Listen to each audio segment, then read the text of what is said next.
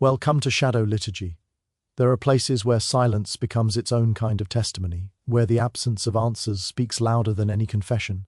And sometimes, what we don't find is far more disturbing than what we do. This is the account of Riverside Plantation in Charleston County, South Carolina. A place where people vanished without crossing a single boundary line, without fleeing into the night, without leaving footprints toward freedom. They simply ceased to exist. And when the truth finally surfaced, those who uncovered it would spend the rest of their lives wishing they had left certain doors unopened.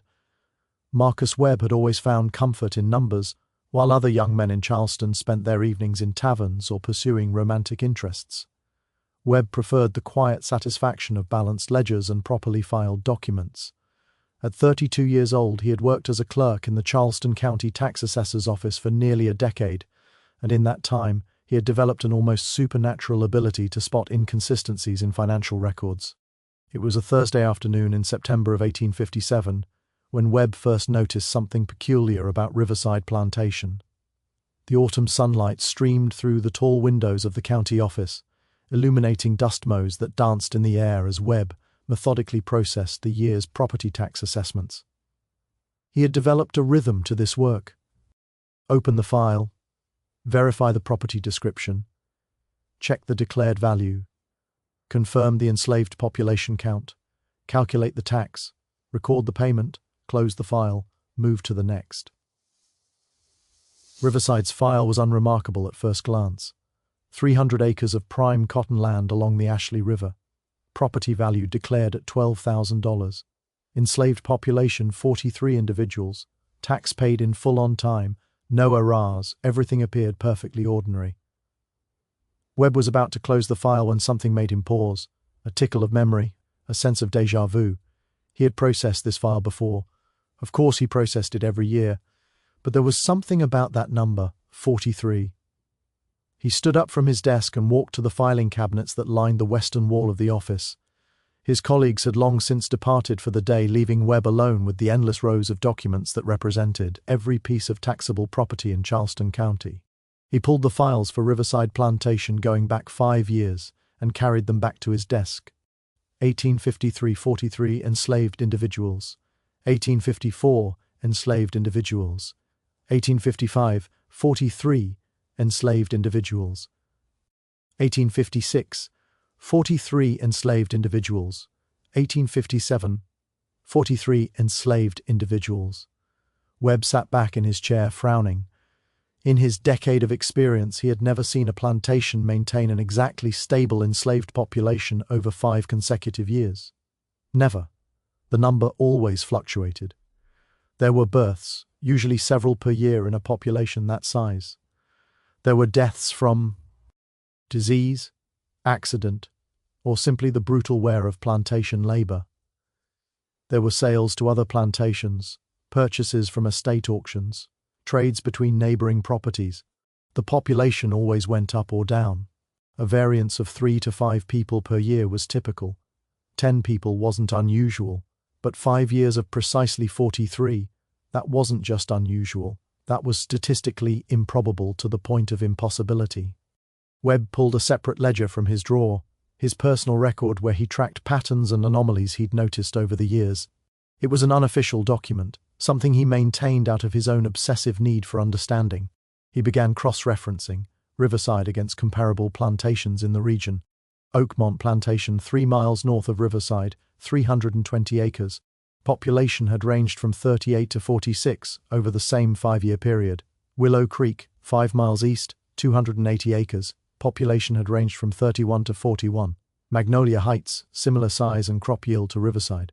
Population had varied from 40 to 52. Every single comparable property showed normal fluctuation, except Riverside.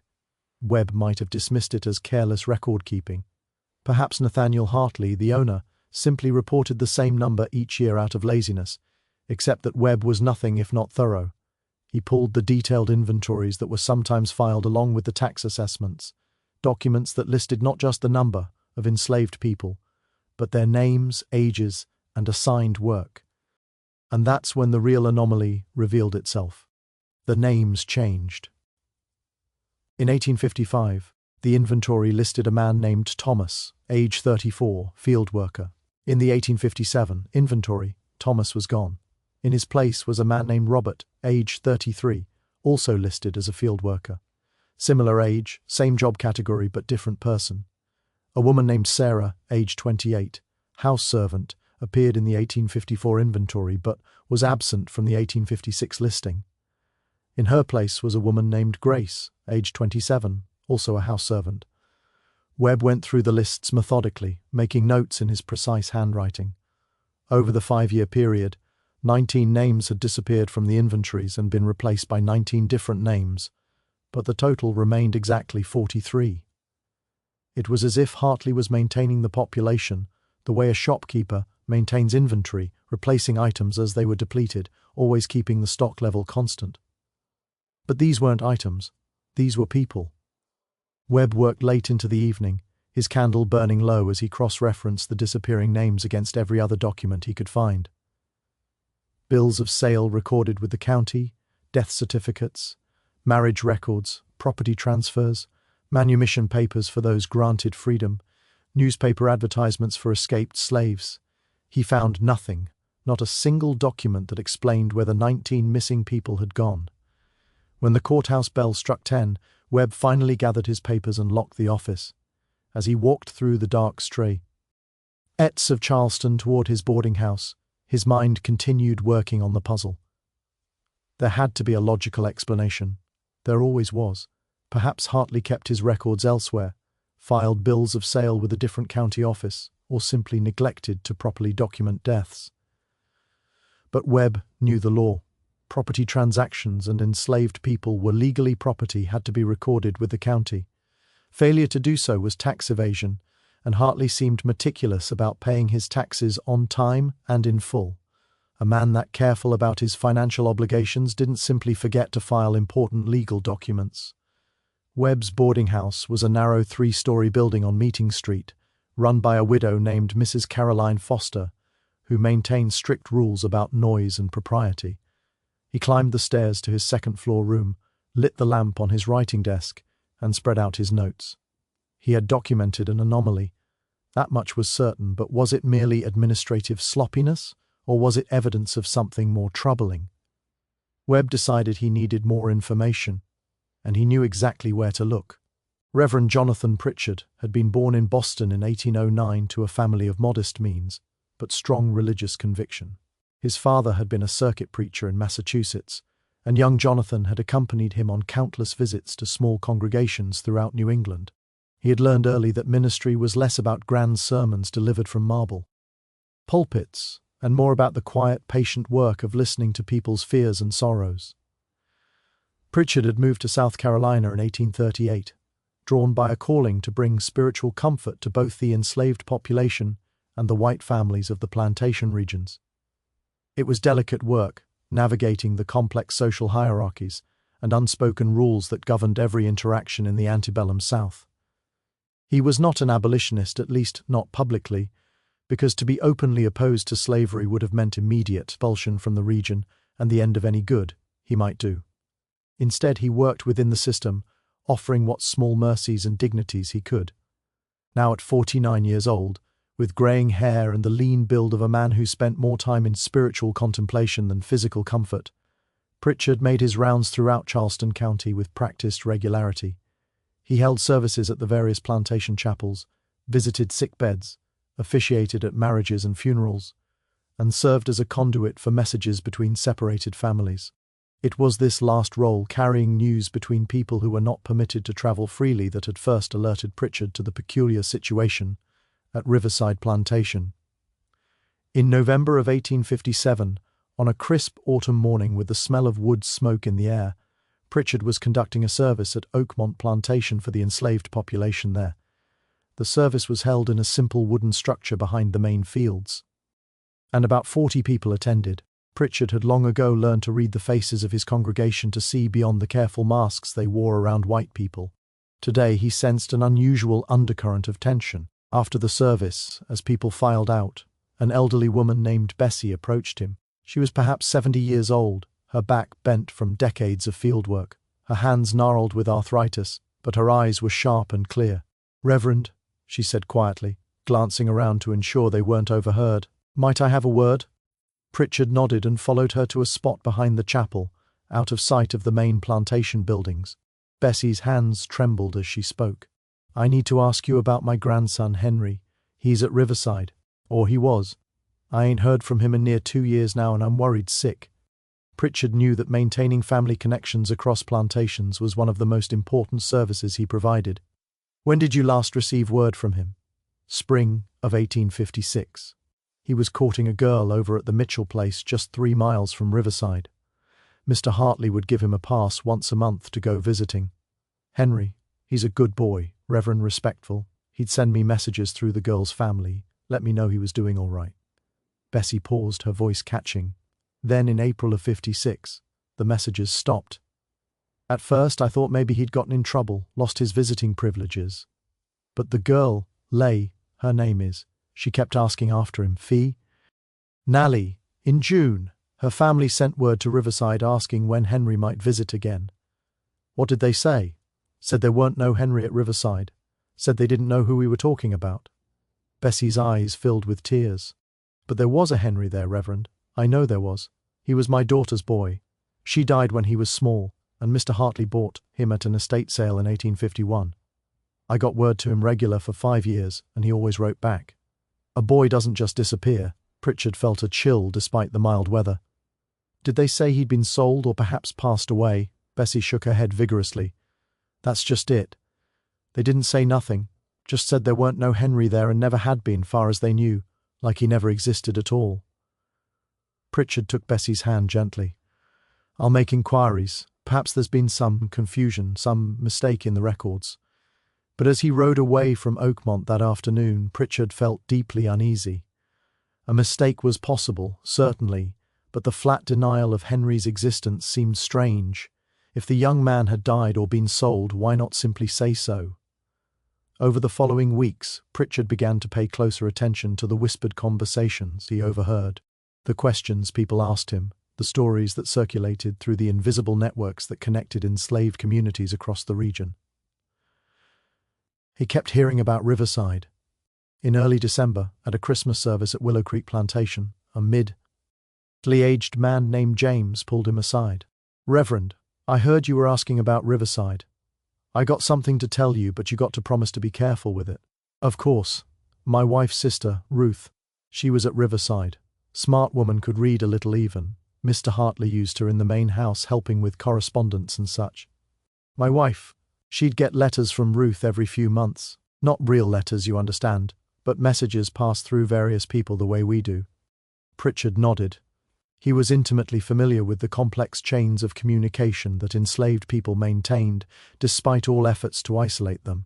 "Last message we got from Ruth was in January of 56, James continued. She said things at Riverside were strange, said people were scared, said Mr. Hartley had a place, some kind of building away from the main quarters, and sometimes people would be taken there and they'd come back. Different hurt, or they wouldn't come back at all. Different how. She didn't say exactly.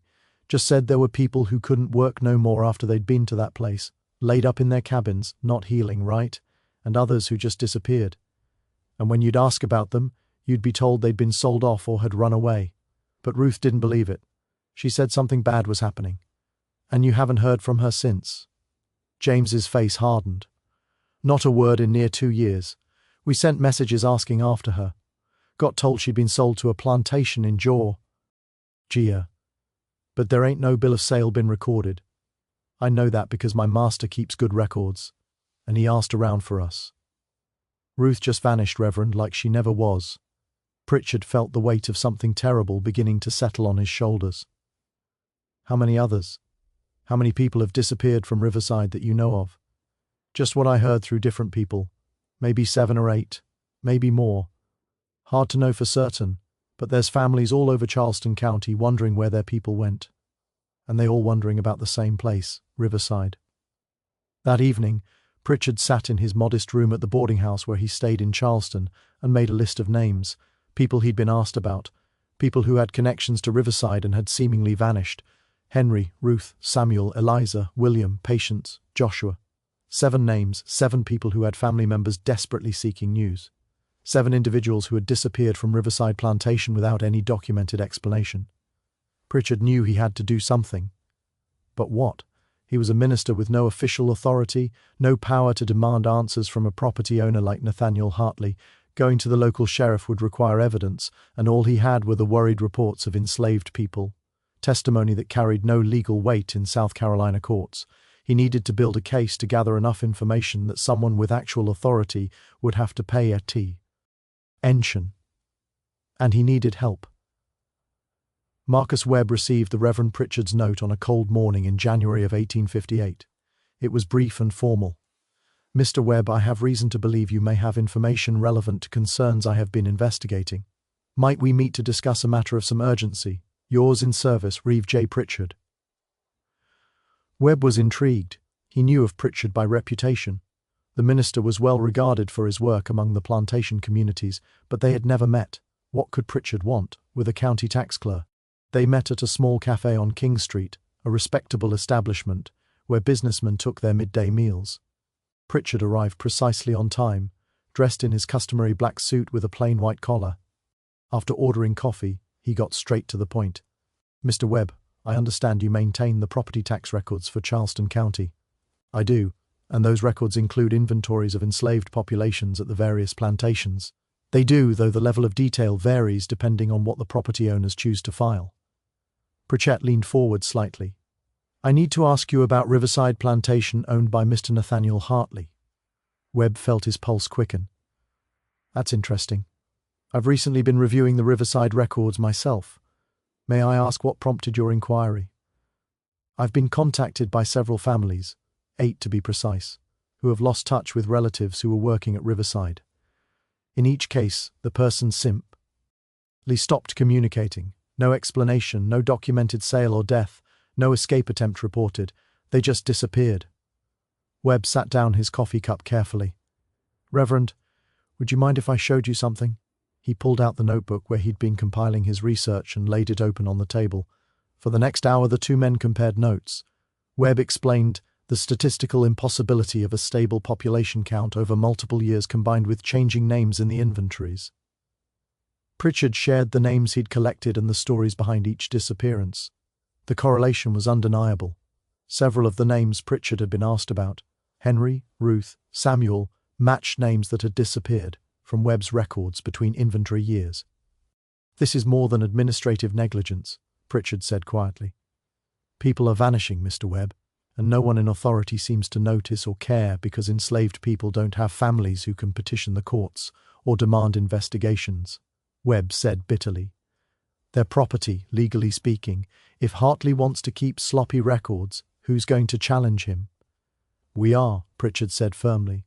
"Or at least we're going to try." Over the following weeks, Webb and Pritchard worked together to build their case. Webb used his access to county records to trace every document related to Riverside Plantation going back a decade. He found property deeds, tax payments, crop yield reports, equipment purchases, everything. Except what he was looking for. No bills of sale for enslaved people sold away from Riverside. No death certificates filed with the county. No manumission papers. No escape advertisements in the newspapers.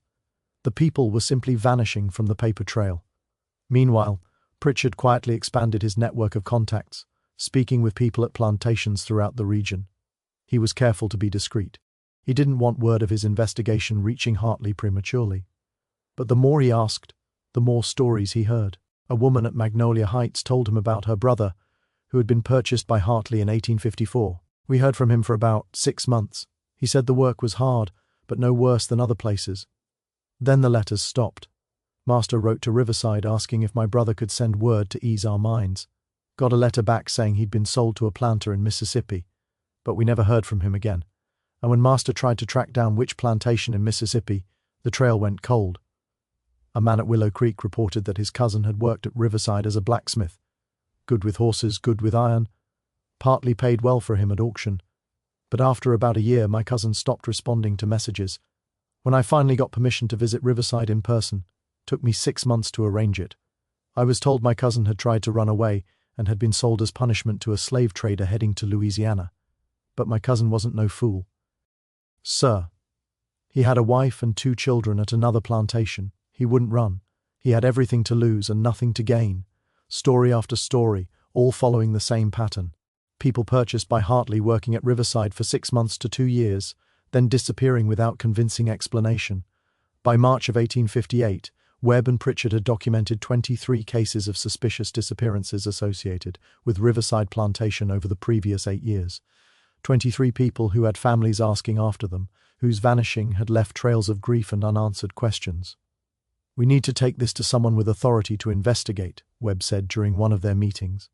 "But I'm not sure who will listen." "The sheriff," Pritchard suggested. "Thomas Dalton. He's been in office for 15 years. He's no reformer, but he's honest in his own way. If we present this properly, he might have to act." "Might" being the operative word, Webb said skeptically. "Hartley is a respected property owner. We're talking about challenging him based on the testimony of enslaved people and some irregularities in bookkeeping. That's not exactly solid ground in Charleston County." "No," Pritchard agreed. "But it's all we have, and I can't." His voice caught slightly. "I can't keep looking at the families who ask me about their missing loved ones and tell them there's nothing to be done. Someone has to try." Webb nodded slowly. "Then we make our case as strong as possible. We need to be methodical, irrefutable. We need to document everything so thoroughly that Dalton has no choice but to investigate." They spent another 2 weeks preparing their presentation, compiling documents, cross-referencing names, building timelines. Webb created charts showing the statistical impossibility of Riverside's stable population. Pritchard wrote detailed accounts of each family's story, lending human faces and voices to the numbers on Webb spreadsheets. Finally, in late March of 1858, they requested a meeting with Sheriff Dalton. Sheriff Thomas Dalton's office was located in a sturdy brick building near the Charleston County Courthouse. At 52 years old, Dalton had held his position for 15 years, through a combination of competence, political savvy, and a keen understanding of which battles were worth fighting in Charleston's complex social landscape. He was a large man, not fat, but solid, with thick grey hair and the weathered face of someone who spent considerable time outdoors. He had a reputation for being fair, but not particularly energetic. He maintained order, arrested obvious criminals, and generally kept the peace without rocking any boats. When Marcus Webb and Reverend Pritchard arrived at his office on a Thursday afternoon, Dalton greeted them with professional courtesy, but obvious weariness. He knew both men by reputation, and he suspected their visit was not going to be a simple matter. "Gentlemen," he said, gesturing to the chairs in front of his desk, "what can I do for you?" Webb and Pritchard had agreed beforehand to let Webb present the documentary evidence first. Numbers and records carried more weight with men like Dalton than emotional appeals.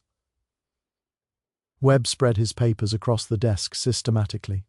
"Sheriff, we're here about Riverside Plantation owned by Nathaniel Hartley.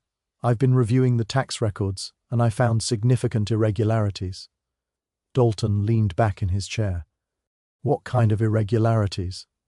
"The enslaved population count has remained constant at 43 individuals for 7 consecutive years. In my experience processing records for every plantation in Charleston County, this is unprecedented.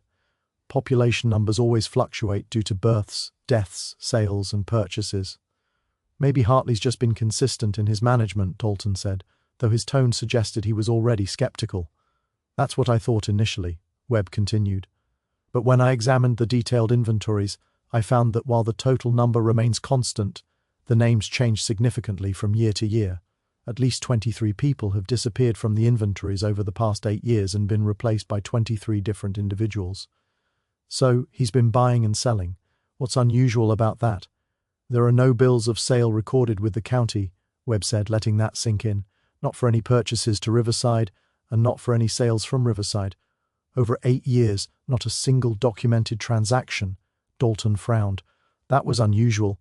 Property transactions were supposed to be recorded, if only for tax purposes." Additionally, Webb continued, "there are no death certificates filed for anyone at Riverside during this period. In 8 years, in a population of approximately 43 people, not one documented death and no escape advertisements," Pritchard added. I've checked every newspaper in Charleston and the surrounding counties.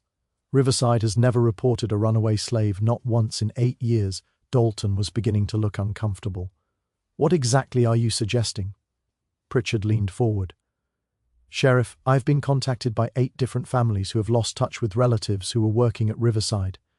In each case, the person simply stopped communicating.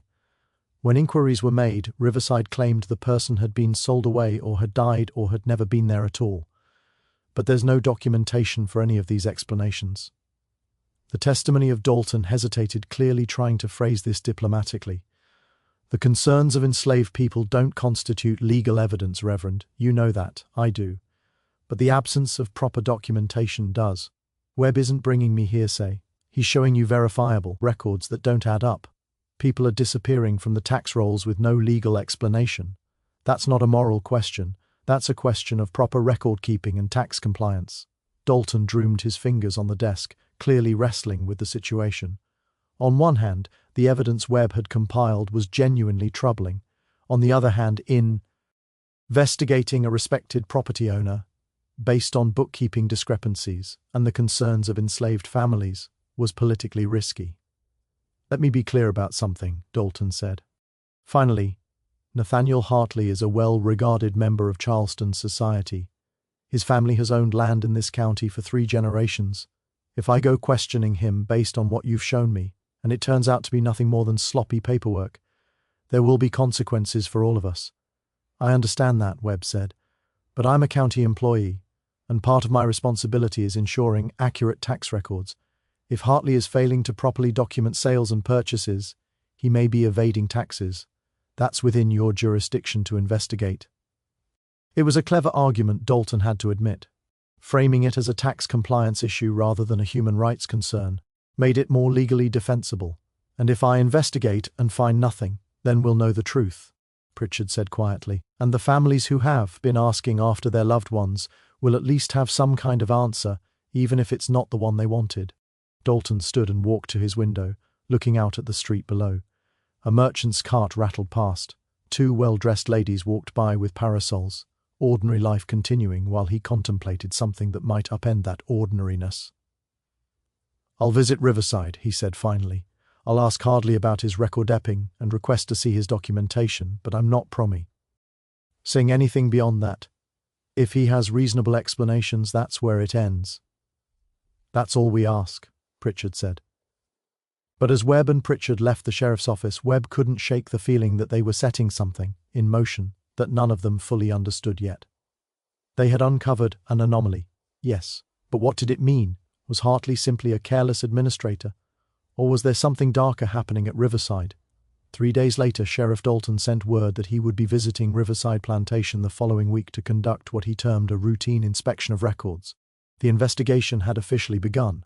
The road to Riverside Plantation wound through stands of oak and pine, the spring sunlight filtering through new leaves and creating patterns of light and shadow on the dirt path.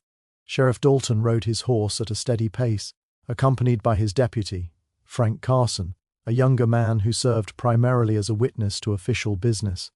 It was mid-April and the cotton plants were still small, just beginning to emerge in neat rows across the fields. As they approached the plantation property, Dalton took note of everything with the practiced eye of someone used to observing details. The entrance was marked by a simple wooden gate with Riverside carved into the crossbeam.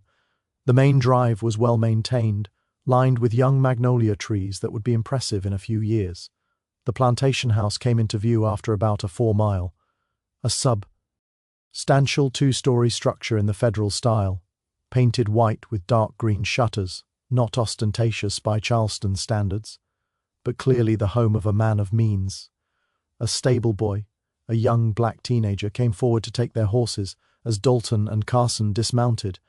The boy wouldn't meet their eyes, Dalton noted, just did his job and hurried away. Nathaniel Hartley emerged onto the front porch before they could knock. He was a man of about 55, Dalton estimated, with thinning brown hair going grey at the temples and a lean, almost aesthetic build. He wore simple but well-made clothing, dark trousers, a white shirt, a vest. His face was intelligent, with sharp features and eyes that assessed the visitors with evident weariness. "Sheriff Dalton," Hartley said, his tone polite but cool. "This is unexpected. I hope there's no trouble. Just a routine matter, Mr. Hartley. Nothing to be concerned about. I wonder if we might have a word." "Of course, please come in."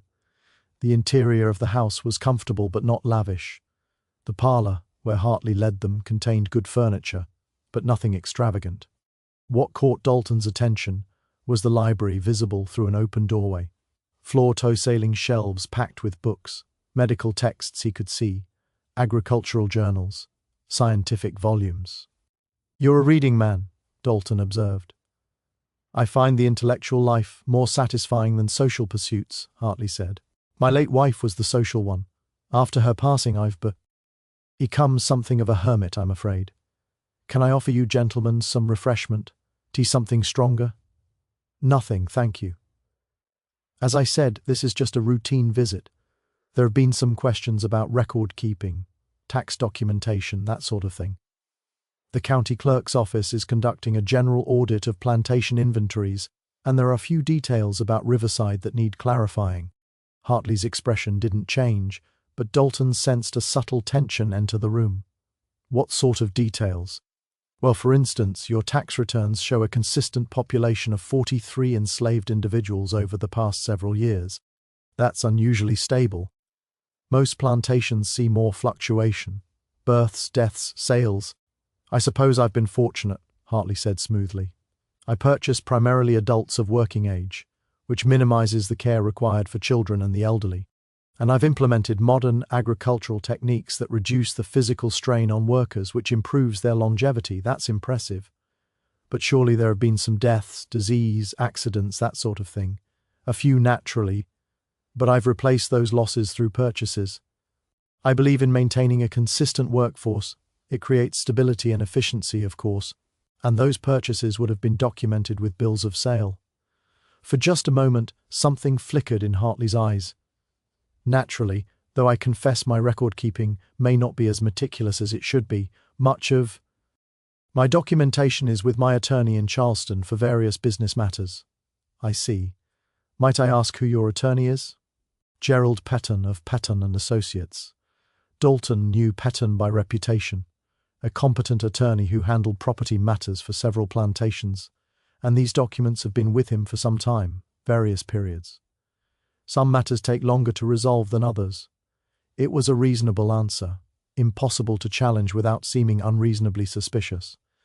Dalton decided to change his approach. "I wonder if I might tour the property, see how your modern agricultural methods are working. I have to admit, I'm curious about any techniques that improve efficiency." Again, that slight hesitation. "Of course, though, I'm not sure there's much to see that would be different from any other plantation, but you're welcome to look around." They stepped outside and Hartley led them toward the fields. Carson, Dalton noticed, had said nothing throughout the conversation, just observed silently as he'd been instructed to do. Good man. Carson knew when to watch and listen. As they walked, Dalton made a point of looking around casually, taking in everything. The slave quarters were visible to the east, a row of small cabins, perhaps a dozen in all. Standard construction, no better or worse than most plantations. Some had smoke coming from chimneys despite the mild weather, suggesting people inside, but the fields themselves seemed sparse. They passed 7 people working, and north field carefully tending the young cotton plants, 5 more in the east field, a few more visible in the distance. For a 300-acre plantation, it seemed like an unusually small workforce to have visible at midday during the growing season. "Your workers seem to have things well in hand," Dalton observed, "though I count fewer than I'd expect for property of this size." "Rotation system," Hartley explained. "I have different crews working different sections on alternating days, prevents soil depletion and reduces the risk of crop disease spreading. Some of my workers are on their rest rotation today." They approached the slave quarters and Dalton gestured toward them. "Mind if we step inside one of the cabins? Part of the inspection protocol." Hartley's jaw tightened almost imperceptibly. "I'm not sure that's necessary, Sheriff. These are people's homes, such as they are. I'd rather not disturb them during the workday. I assure you it won't take long. Just want to verify that your population count is accurate." Standard procedure. There was a long moment where the two men looked at each other. and Dalton knew they were both aware of the real conversation happening beneath the polite words. Hartley was trying to prevent him from seeing something, and Dalton was insisting on seeing it. The question was whether Hartley would push the confrontation into the open or continue the pretense of cooperation. Finally, Hartley nodded. "Of course, though, I'm not sure what you expect to find." They entered one of the cabins, a single room perhaps 12 feet square with a dirt floor, a rough fireplace, a few pieces of crude furniture. A woman sat on the floor in the corner, her back to the wall, her head down. She didn't look up when they entered. "This is Jemima," Hartley said. "She's been ill with a fever. I've had my physician attend to her." Dalton approached slowly. "Ma'am, are you all right?" The woman didn't respond, didn't even seem to register that he'd spoken. "The fever has left her somewhat adult," Hartley said quickly. "She'll recover with rest." But Dalton had spent enough years in law enforcement to recognize something wrong when he saw it. This wasn't fever. This was trauma. The woman was present in body but absent in every other way, staring at nothing with eyes that saw nothing. "How long has she been like this?" Dalton asked. "A few days, as I said, she'll recover." They moved to another cabin. Inside, an elderly man sat on a rough bed, his leg wrapped in bandages. He looked up when they entered, and Dalton saw fear flash across his face before he quickly looked down. "This is Marcus," Hartley said. "Work accident. Injured his leg in the mill. He's recovering." Dalton examined the bandages from a distance. They seemed professionally done, recently changed, but there was something about the way the old man held himself, the way he wouldn't meet anyone's eyes. "You said you have a physician who attends to your workers?" Dalton asked. "Dr. Fletcher from Charleston. H.E. visits twice weekly." Dalton knew Fletcher, a competent doctor who served several plantations. Everything Hartley was saying was reasonable, explainable, but the feeling of wrongness was growing stronger with every moment. They toured several more cabins. Some were empty. In others, people lay in bed or sat quietly, all with the same quality of withdrawal, of carefully maintained invisibility. No one would look at the sheriff directly. No one spoke unless directly addressed, and then only in barely audible whispers. Dalton had visited many plantations over his years as sheriff. He'd seen the way enslaved people acted around authority, different, careful, maintaining a protective distance. But this was different. This was fear that ran deeper than caution. This was terror that had settled into the bones. "I'd like to see all your workers assembled," Dalton said as they emerged from the last cabin. "I need to do an actual count for the county records." "That will take some time," Hartley objected. "They're scattered across the property working. I have time." Another long look passed between them. Then Hartley nodded curtly. "Very well, Daniel," he called to a young man working nearby. "Go round up everyone. Tell them to assemble in front of the main house." It took nearly an hour. Slowly, people began to gather, coming from the fields, from various outbuildings, from the quarters. Dalton counted carefully as they assembled, noting each person. Carson wrote the count in his notebook. 3. 8 people. When no more appeared, Dalton turned to Hartley. "You're 5 short of the 43 you reported. Peter is in Charleston on an errand. Should be back tomorrow. Rose is in her cabin. She's quite ill, as you saw, and I didn't want to force her out. The others must be at the far fields. It's a large property, Sheriff. I don't keep everyone in sight at all times." Dalton nodded slowly. "I'd like to see your personal records, your bills of sale, death records, anything that documents the composition of your workforce. As I mentioned, much of that is with my attorney." "Then what records do you keep here?" Hartley's expression hardened almost imperceptibly. "Are you accusing me of something, Sheriff? Because if you are, I'd appreciate you being direct about it." "I'm not accusing you of anything. I'm conducting a routine records inspection. If your documentation is in order, this will be resolved quickly. My documentation is perfectly in order, but I'm not in the habit of having my property and my papers examined without cause. If the county has specific concerns, they can be addressed through official channels with my attorney present." It was a challenge, carefully worded, but unmistakable. Hartley was asserting his rights as a property owner, putting legal barriers between himself and the investigation. Dalton had to make a decision. He could push harder, demand access to the records, potentially force a confrontation, but he had no warrant, no specific evidence of wrongdoing, only suspicions and irregularities. If he overreached and Hartley complained to the county authorities, Dalton could find himself in significant trouble. "I understand, Mr. Hartley. I'll contact your attorney to arrange for the review of documents. In the meantime, I'd appreciate it if you could provide a complete list of your current workforce names, ages, and duties to the county office within the week." "I'll do my best. As I said, I'm not the most meticulous record keeper." They returned to their horses. As they prepared to leave, Dalton took one more look around the property, and that's when he noticed it.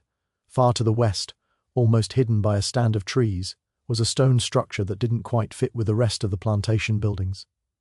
"What's that building?" he asked, pointing. Hartley turned to look, and for the first time his composure genuinely cracked just for an instant, but Dalton saw it.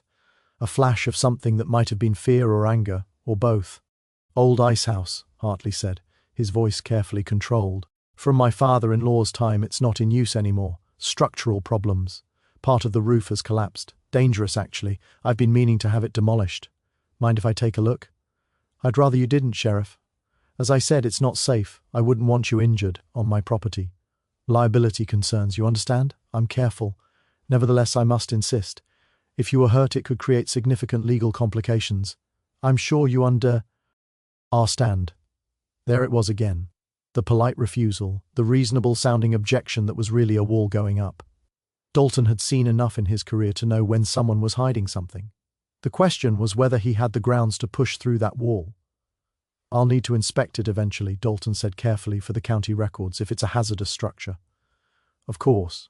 When I'm ready to have it demolished, I'll notify the county, and you're welcome to inspect it then. But not today, Sheriff. I'm afraid I must insist on that point." Dalton held Hartley's gaze for a long moment. Then he nodded and mounted his horse. "Thank you for your time, Mr. Hartley. I'll be in touch." As they rode back down the long drive toward the main road, Carson finally spoke. "That was strange, Sheriff. All of it." "Yes," Dalton agreed. "Yes, it was. What do we do now?"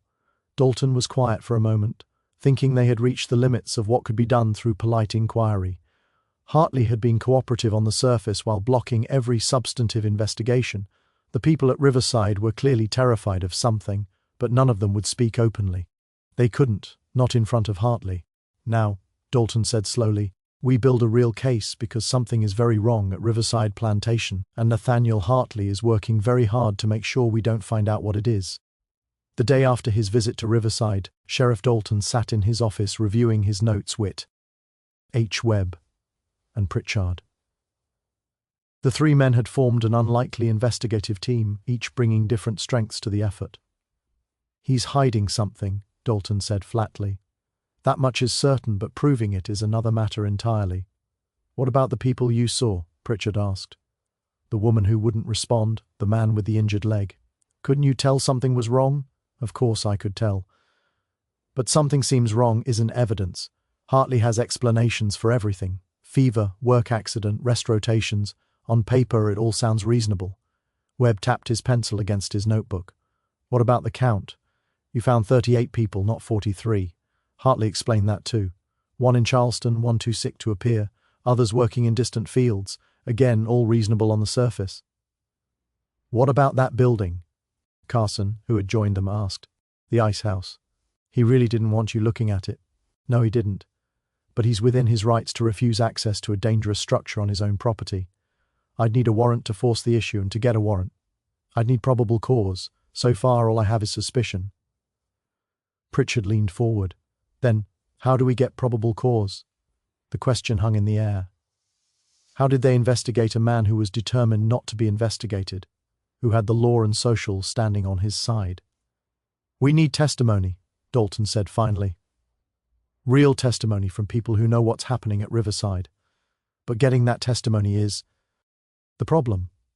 "Why?" Webb asked, though he suspected he knew the answer.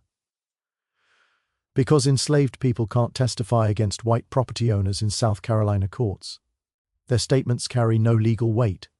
We need testimony from someone white, someone with standing, someone whose word can't be dismissed." "Does Hartley have any white employees?" Pritchard asked. "Overseers? Managers?" Dalton shook his head.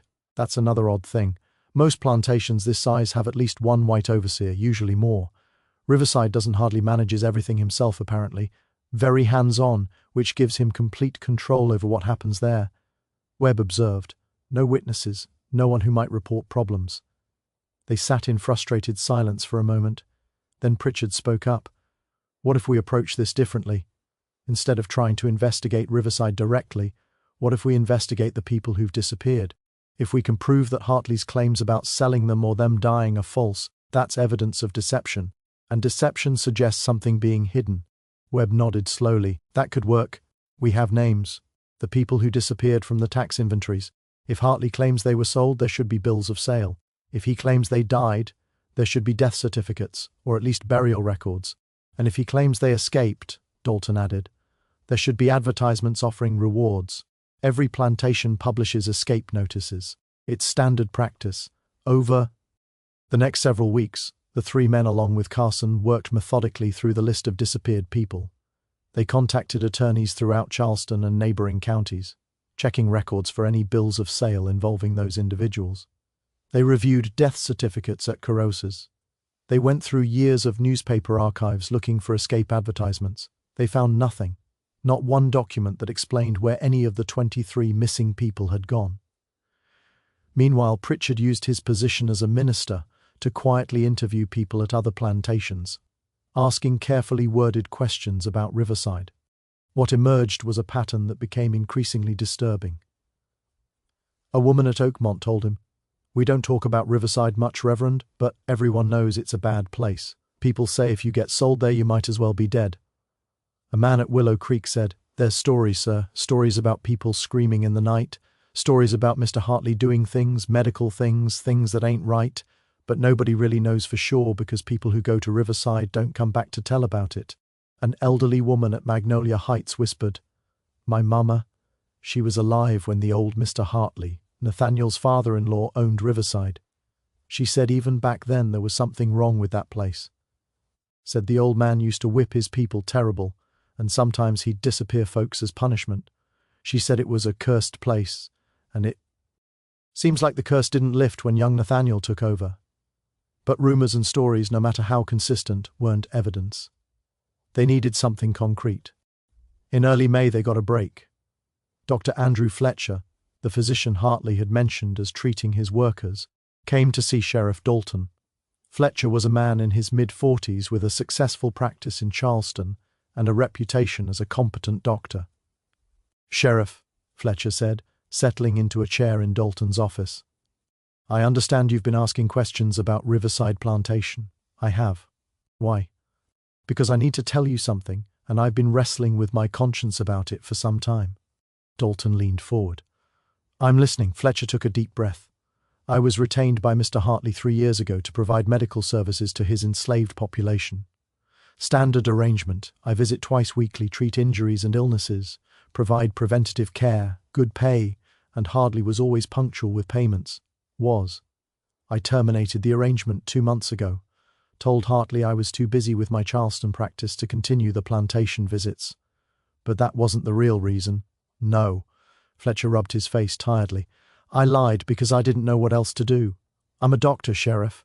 I've seen injuries before, work accidents, falls, burns, all the things that happen on a plantation. But what I saw at Riverside," he trailed off, and Dalton waited patiently. "There were injuries that didn't make sense, Flet." Cher continued. "Surgical incisions on people who claimed they'd had accidents. Wounds that looked like they'd been made deliberately, methodically. And the people, they were terrified. Not just cautious around a white doctor, but genuinely, deeply terrified." "Did you ask Hartley about it?" "Once I saw a woman with what looked like an experimental surgical incision on her abdomen, fresh stitching done with care, but for no medical reason I could determine. I asked Hartley about it. Said I needed to know what treatment she'd received so I could provide proper follow-up care. What did he say?" "He got very cold. Told me he sometimes performed minor procedures himself, that he'd trained in medicine briefly and maintained an interest in it. Said the woman had complained of abdominal pain and he'd done an exploratory procedure. But Sheriff, that's not something you do casually. Exploratory surgery is serious, risky. You don't perform it in a plantation cabin without proper facilities or anesthesia." Fletcher's hands trembled slightly as he spoke. "I started paying more attention after that. I saw more things that didn't add up, people who'd supposedly had work accidents, but whose injuries suggested something more deliberate. Workers who would flinch when Hartley entered the room, who wouldn't speak in his presence. Why didn't you report this before? Report what exactly? Suspicions? A sense that something was wrong? I had no proof, just a growing feeling that Hartley was doing something terrible.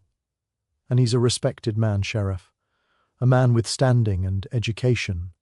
Who would believe a vague accusation from me? I believe you now because you've seen it yourself, because you've been to Riverside and felt that same wrongness. Dalton nodded slowly.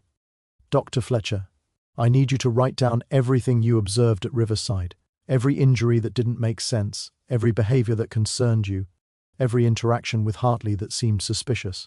Can you do that? Yes.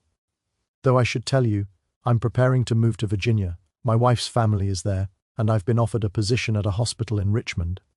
I'm not sure how useful my testimony will be if I'm out of state. Write it down anyway. We'll deal with the legal complications later. After Fletcher left, Dalton sat thinking. They finally had testimony from someone with standing, a white professional whose word carried weight. It wasn't proof of murder or specific crimes, but it was evidence of suspicious behavior, of deception, of things being hidden. Combined with the missing documentation, the statistical impossibilities Webb had found, and the pattern of disappearances, they finally had something approaching a case. But it still wasn't enough for a warrant. Not quite. They needed one more piece, one more concrete bit of evidence that would force a judge to authorize a full investigation of Riverside Plantation. The question was how to get it. The answer, when it came, was unexpected and terrible. On a humid night in May, a young man named Jacob staggered into the yard of Oakmont Plantation, 3 miles north of Riverside.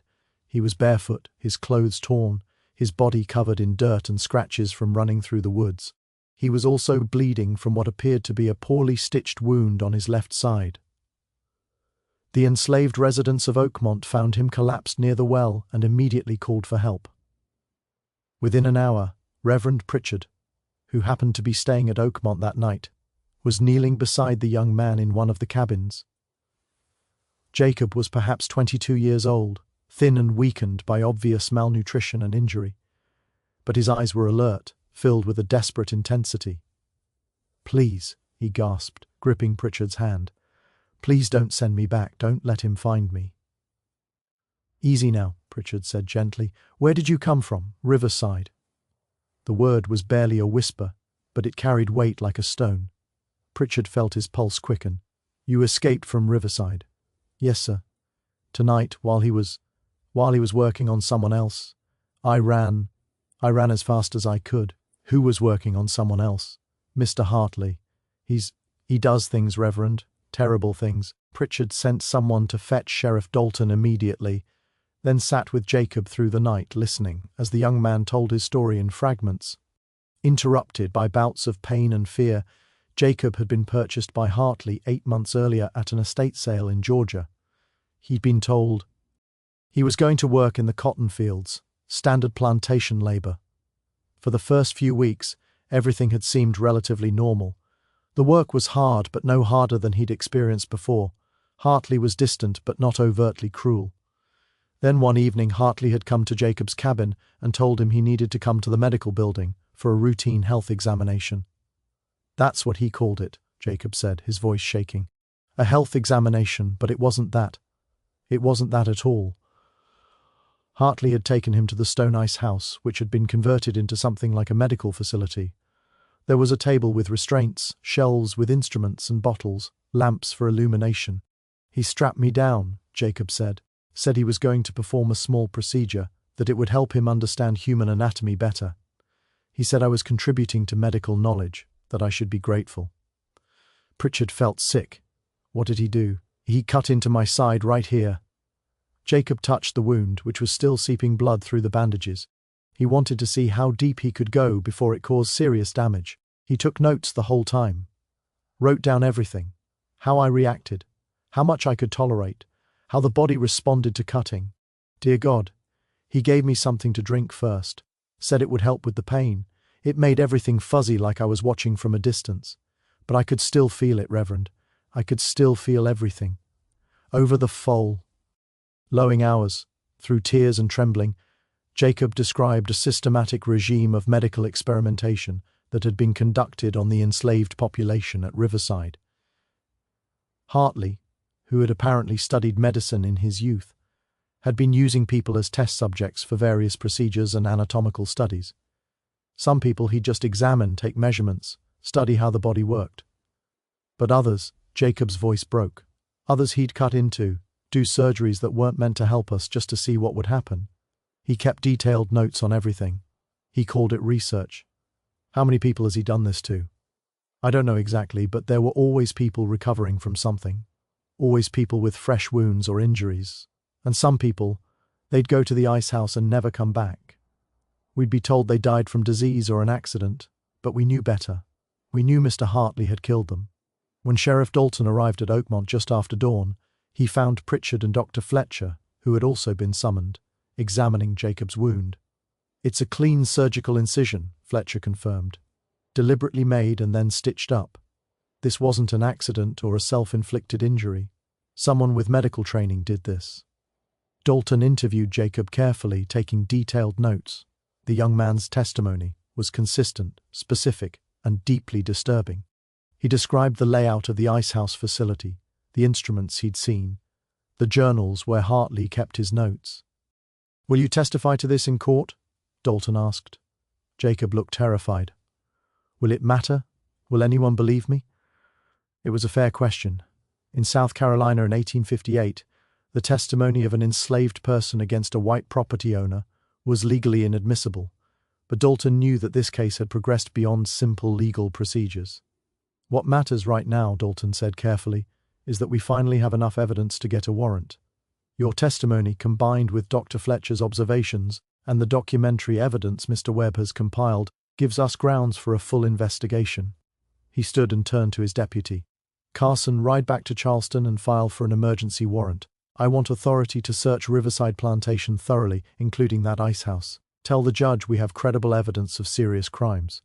"What about Mr. Hartley?" Carson asked. "Should we arrest him immediately?" Dalton considered. If they arrested Hartley before searching the property, he might have allies destroy evidence. But if they waited too long, he might flee if he realized Jacob had escaped and talked. "Not yet, but watch the property. Post someone on the road. If Hartley tries to leave, stop him. Tell him it's a routine matter, but don't let him go anywhere until we execute the search." By midday, Dalton had his warrant. The judge, presented with Jacob's testimony, corroborated by Dr. Fletcher's professional observations and Webb's documentary evidence, had agreed that sufficient cause existed to authorize a full search of Riverside Plantation and the detention of Nathaniel Hartley for questioning. Dalton gathered a group of 6 deputies, including Carson. He also brought Marcus Webb, who might recognize documents or records that others would miss, and Reverend Pritchard, who had earned his place in the investigation through months of careful work. They rode for Riverside as the afternoon sun began its descent toward evening, casting long shadows across the South Carolina countryside. None of them could have imagined what they were about to discover. Nathaniel Hartley was in his study when Sheriff Dalton and his party arrived. Through the window he watched as 7 men dismounted and approached the house, and something in his expression shifted, a calculation being made, options being weighed. He met them at the door with a cold civility that was a far cry from his earlier courteous reception. "Sheriff, this is quite a large party for a social call." "It's not a social call, Mr. Hartley. I have a warrant to search your property." Dalton handed over the document. Hartley read it slowly, his face betraying nothing. "On what grounds?" "We have testimony that you've been conducting illegal medical procedures on your enslaved workers, that some of these procedures have resulted in death, that you've been systematically concealing these deaths and the subsequent disposal of bodies." "Testimony from whom?" Hartley's voice was ice. "Jacob, the young man who escaped from your property last night?" Something flickered across Hartley's face. "Ah, yes. I noticed he was missing. An escape. I was planning to file the proper notices today. You can't possibly credit the testimony of a runaway slave sheriff. He's a criminal by definition. I also have testimony from Dr. Andrew Fletcher regarding suspicious injuries he observed during his visits here. I have documentary evidence of population discrepancies in your tax records. I have reports from multiple families of people who disappeared from Riverside without explanation. It's enough for this warrant, Mr. Hartley. Now step aside." For a long moment Hartley stood in the doorway, and Dalton's hand moved closer to his pistol, wondering if the man would try to physically resist. Then Hartley stepped back with a slight nod. "Very well, search as you wish, you won't find anything improper," but his eyes said something different. His eyes said, "You're going to regret this." Dalton left 2 deputies to watch Hartley in the main house. He took the remaining 4 men, plus Webb and Pritchard, and headed directly for the stone ice house at the western edge of the property. As they approached, Dalton noticed enslaved people watching from a distance. None came closer. They simply stood and stared, their faces registering something that might have been hope or terror or both. The icehouse door was secured with the same heavy padlock Dalton had seen on his first visit. "Break it," he ordered. Carson smashed the lock with a sledgehammer, and the door swung open. The same smell Dalton remembered from before rolled out: damp earth, old blood, and something chemical and sharp. They lit lanterns and entered. The interior was exactly as Jacob had described: a surgical table in the center, with leather restraints bolted to its sides. Along the walls were wooden shelves containing jars, bottles, and medical instruments of various kinds. A work desk held stacks of leather-bound journals. In the corner, partially covered by a tarp, was a large wooden box. "Dear God," Pritchard whispered. Webb approached the desk and carefully opened one of the journals. His face went white as he read. "It's all here," he said, his voice shaking. He documented everything: dates, procedures, outcomes. "It's like a laboratory record book, except the subjects are—" He couldn't finish the sentence. Dalton moved to the wooden box and pulled back the tarp. Inside was salt, hundreds of pounds of preserving salt. And buried in that salt were human remains. Not complete bodies, pieces, parts that had been removed and preserved, presumably for further study. One of the deputies ran outside and was violently sick. Pritchard was reading over Webb's shoulder, scanning the journal entries. "This one is dated March 1856. Subject, Thomas, age 34. Exploratory abdominal surgery to examine digestive organs.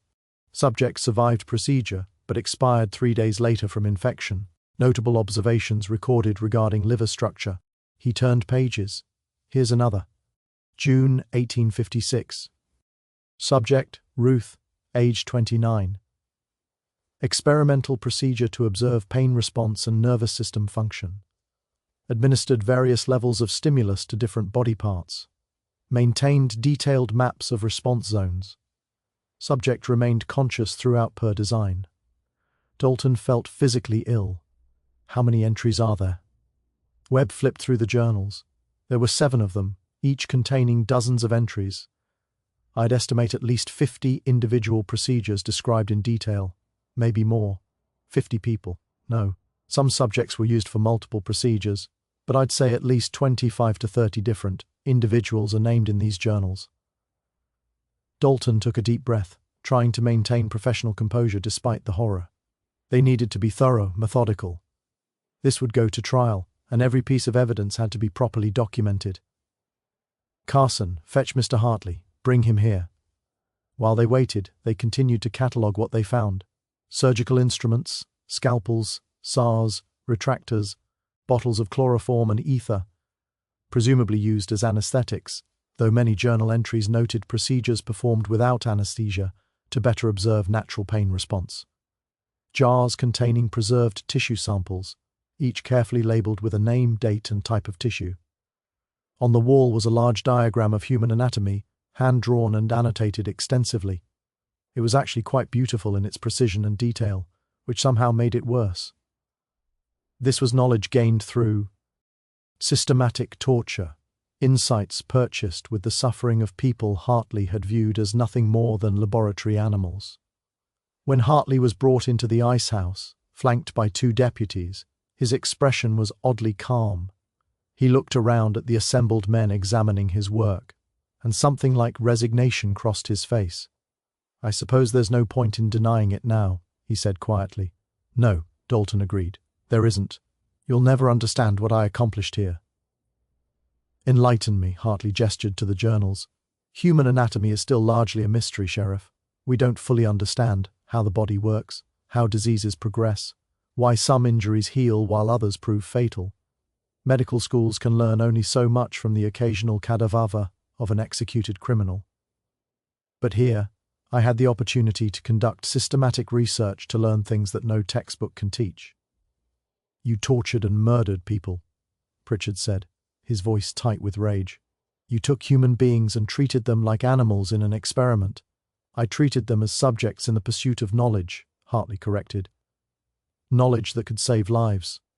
The discoveries I've made about anatomy, about physiology, about the human body's responses to injury and disease, they could revolutionize medical practice. Did your subjects consent to these discoveries? Dalton asked coldly. Consent? Hartley seemed genuinely puzzled. Their property, Sheriff. Does one ask a horse's consent before studying it? Anatomy? Does a farmer request permission from his livestock before slaughter? They're people, human beings. They're tools, Hartley said with chilling matter-of-factness. Tools that I purchased legally and used for a purpose that could benefit all of humanity. Yes, some were destroyed in the process. That's the nature of research.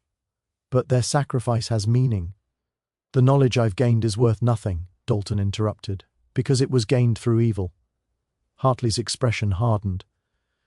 You're a small-minded man, Sheriff. History will judge my work differently. 50 years from now, 100 years from now, people will understand that I was ahead of my time, that I had the courage to do what was necessary for the advancement of human knowledge.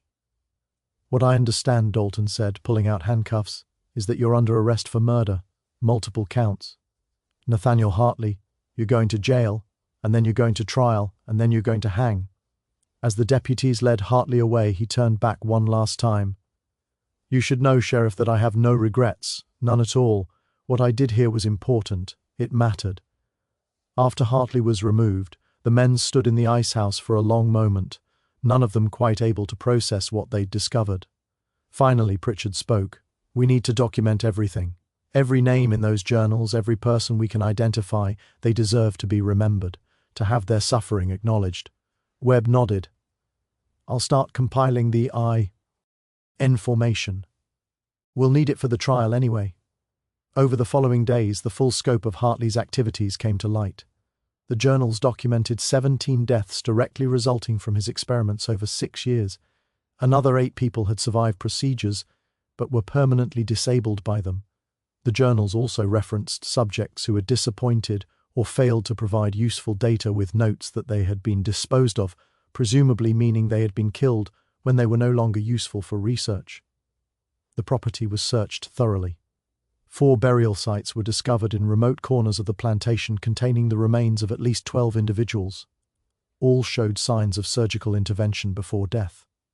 The surviving enslaved population, 38 people, were interviewed extensively. Each told stories of living in constant terror, never knowing who would be selected next for Hartley's examinations. They described watching friends and family disappear into the ice house and never emerge, or emerge broken and traumatized. They spoke of screams in the night, of seeing people carried out on stretchers, of the pervasive fear that saturated every moment of life at Riverside. One woman named Lydia told Pritchard, We all knew what he was doing, but there was nothing we could do. He owned us. He could do whatever he wanted, and no one would stop him. Every night we'd pray that it wouldn't be us next. Every morning we'd wake up grateful to still be alive. That's how we lived, Reverend. Not really living at all, just surviving from one day to the next, waiting to see who would be next. The case made headlines throughout South Carolina and beyond. Newspapers as far north as New York and as far west as New Orleans covered the story. Their articles a mixture of horror at Hartley's actions and uncomfortable questions about a system that had made those actions possible for so long.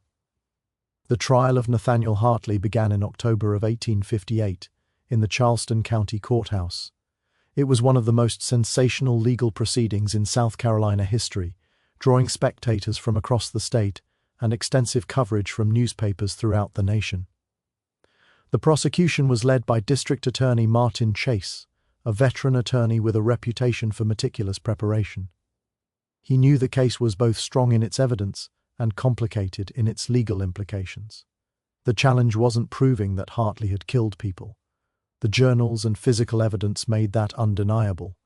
The challenge was navigating the legal and social landscape that considered enslaved people as property rather than persons. Hartley's defense attorney, Benjamin Whitfield, was one of Charleston's most respected lawyers. His strategy was twofold. First, to argue that Hartley's actions, while perhaps morally questionable, were legally within the rights of a property owner to manage his property as he saw fit. Second, to position Hartley as a visionary scientist who had been ahead of his time, whose work would eventually be recognized as valuable despite the questionable methods. The trial lasted 3 weeks. Chase presented the physical evidence systematically, the journals detailing each procedure, the preserved remains found at the property, the burial sites, the surgical instruments. He brought Dr. Fletcher to testify about the suspicious injuries he'd observed and his concerns about Hartley's behavior. The most powerful testimony came from Jacob, the young man who had escaped. While his testimony couldn't legally be used as direct evidence against Hartley, Chase found a way around this by having Jacob describe what he had witnessed in the ice house. The equipment, the layout, the journals which corroborated the physical evidence. This was permissible as description of observed facts rather than accusation of crimes. Jacob's testimony lasted an entire day. He described being strapped to the table, being cut open while partially conscious, hearing Hartley narrate his observations as if Jacob were an inanimate specimen rather than a suffering human being. By the time he finished, several jury members were visibly disturbed, and spectators in the courtroom sat in stunned silence. Whitfield's cross-examination was brutal, but ultimately ineffective. He tried to paint Jacob as a liar and a runaway who would say anything to harm his former master. But Jacob's descriptions matched the physical evidence too precisely to be fabrications. The defense's main arguments came during Whitfield's closing statement. He acknowledged that Hartley had conducted medical procedures on enslaved people at Riverside, but argued this was within his legal rights as property owner. He compared it to a farmer experimenting with new agricultural techniques on his livestock. Perhaps unconventional, perhaps unsuccessful, but not criminal. "Gentlemen of the jury," Whitfield said, "you must consider the law as it exists, not as you might wish it to be. Mr. Hartley owned these people. He purchased them legally. He maintained them on his property, and yes, he used them for purposes of medical research. You may find this distasteful. You may believe it was morally wrong, but was it illegal? Show me the statute that says a man cannot use his own property as he sees fit." It was a disturbing argument, but it carried legal weight in a society built on slavery. Chase's rebuttal focused on the fact that Hartley had systematically concealed his actions, falsified tax records, and lied to authorities. If Mr. Hartley truly believed his actions were legal and proper, why did he hide them? Why did he deny that people had died when they had? Why did he bury bodies secretly across his property rather than filing death certificates? Why did he maintain false inventories? He paused, letting the questions hang in the air. The answer is simple. Because he knew what he was doing was wrong. Not just morally wrong, but criminally wrong. He knew he was committing murder, and he took steps to conceal those murders. The law recognizes murder, gentlemen. The law punishes murder.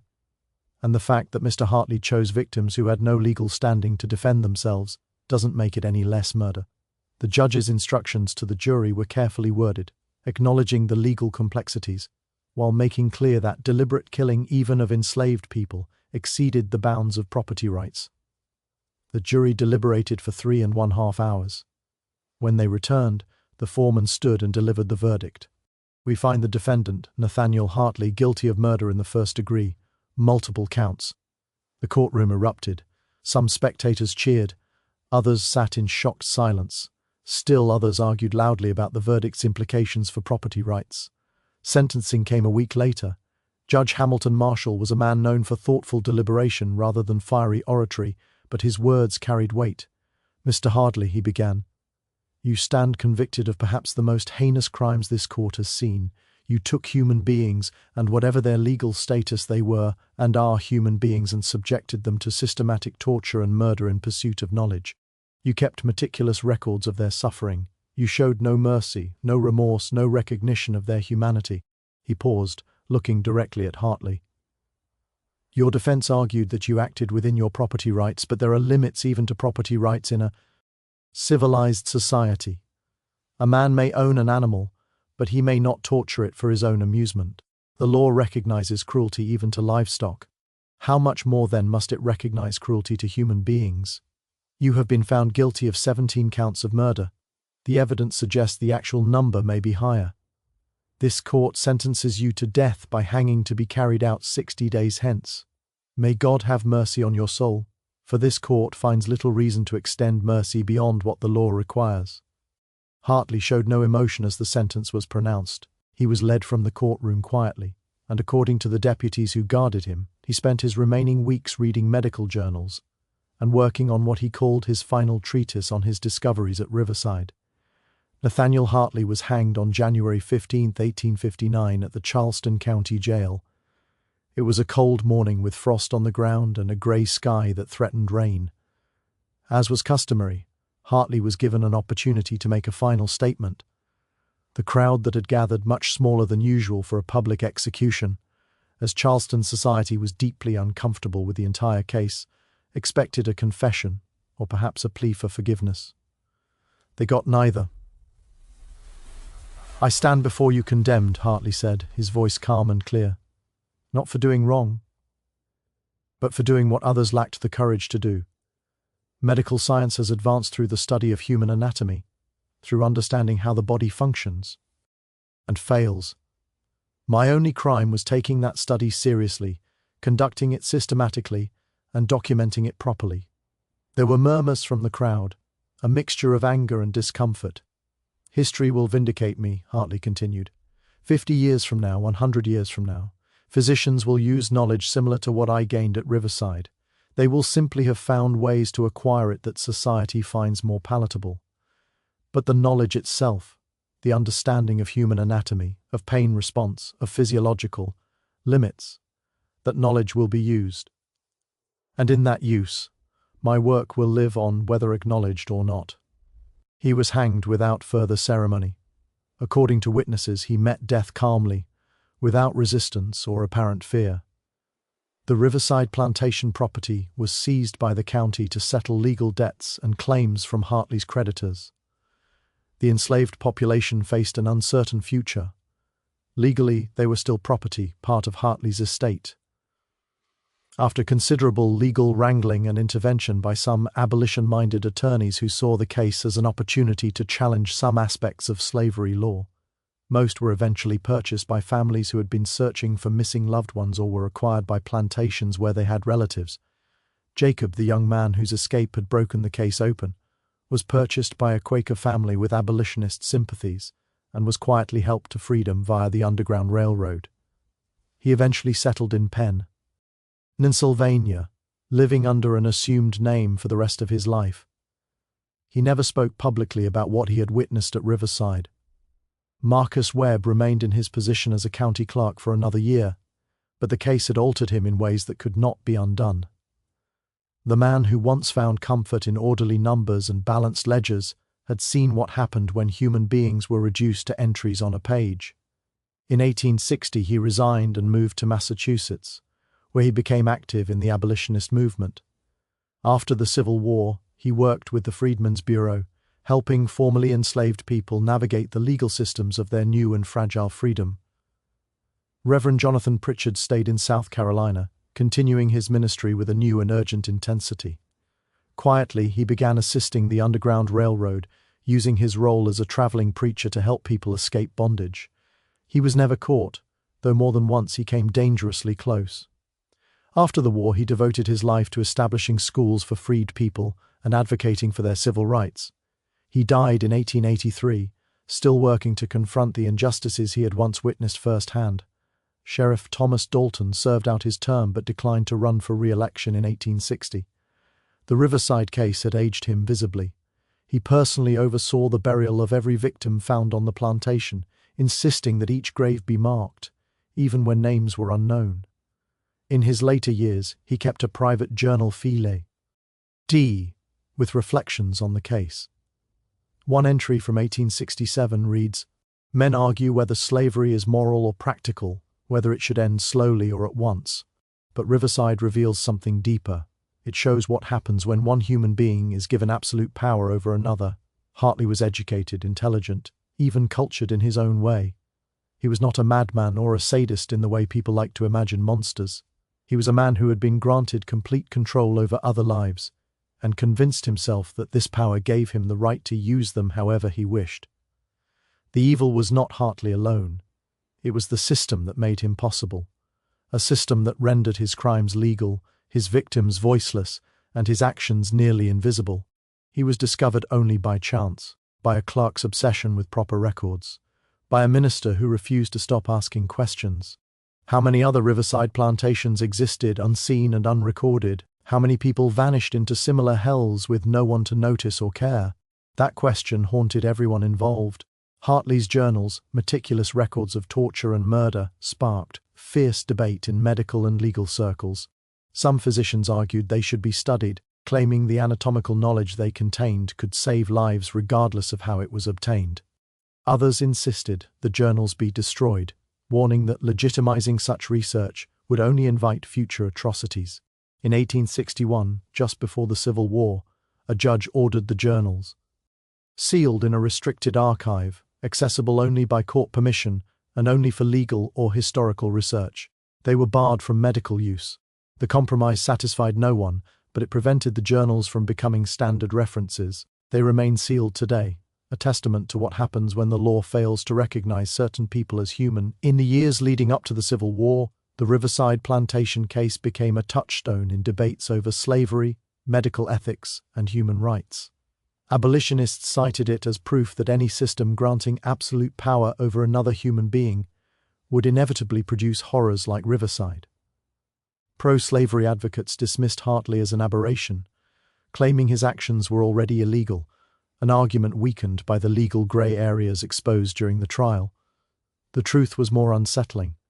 Hartley was not an anomaly. He was what became possible in a system that classified people as property rather than persons. He did not create the conditions that enabled his crimes. He simply exploited conditions that already existed. After the war, historians documented Riverside as an early example of medical experimentation on enslaved people. Research revealed Hartley's crimes, while extreme, were not entirely unique. What made Riverside different was that it was fully investigated, prosecuted, and preserved in the historical record. The victims were named. They were remembered. Today, the land that once held Riverside Plantation is soon be divided into residential properties. Few residents know its history. The plantation house burned in 1871, possibly set by formerly enslaved people returning to destroy the place of their suffering, though this was never proven. The ice house was demolished shortly after the trial, and the ground where it stood was left undisturbed for decades, as if no one wanted to touch what lingered there. In 1995, historians and descendant community members erected a small memorial on the site of the former slave quarters. It lists the names of 17 confirmed victims identified through Hartley's journals: Thomas, Ruth, Samuel, Eliza, William, Patience, Joshua, David, Hannah, Naomi, Gabriel, Lydia, Benjamin, Rachel, Amos, Denina, and Charles. A second plaque lists 43 names, everyone documented as having lived at Riverside during Hartley's years. Some survived, some vanished, some carried scars for the rest of their lives. The memorial insists they all be remembered. At its base is an inscription: "Here stood Riverside Plantation, where human beings were treated as experimental subjects. Their suffering was hidden, their voices were silenced. We name them now, we remember them now." Each year on January 15th, the anniversary of Hartley's execution, descendants and community members gather at the memorial. They read the names aloud and reflect on what Riverside teaches us about power, ethics, and humanity. Riverside forces uncomfortable questions. How do we treat knowledge gained through evil? Does saving future lives justify suffering imposed without consent? Modern medical ethics, principles of informed consent and protections for vulnerable populations, emerged in part from reckonings with cases like this. But perhaps the most disturbing lesson of Riverside is this: evil does not always arrive with rage or cruelty. Sometimes it arrives with calm logic. with careful documentation, with the language of progress. Hartley saw himself as a scientist. His victims were not people to him, but resources. And in a society that told him some lives mattered less, there was nothing to stop him except a conscience shaped by that same belief. The true horror of Riverside is not only what happened there, but how easily it happened, how long it went unnoticed, and how close it came to never being discovered at all. If not for a clerk's attention to detail, a minister's persistence, and one desperate escape, the vanished would have remained vanished. That is why the names are carved in stone now.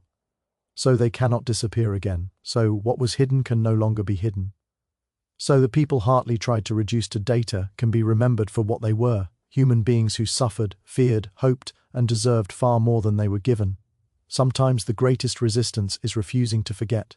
Please subscribe my channel and follow more videos.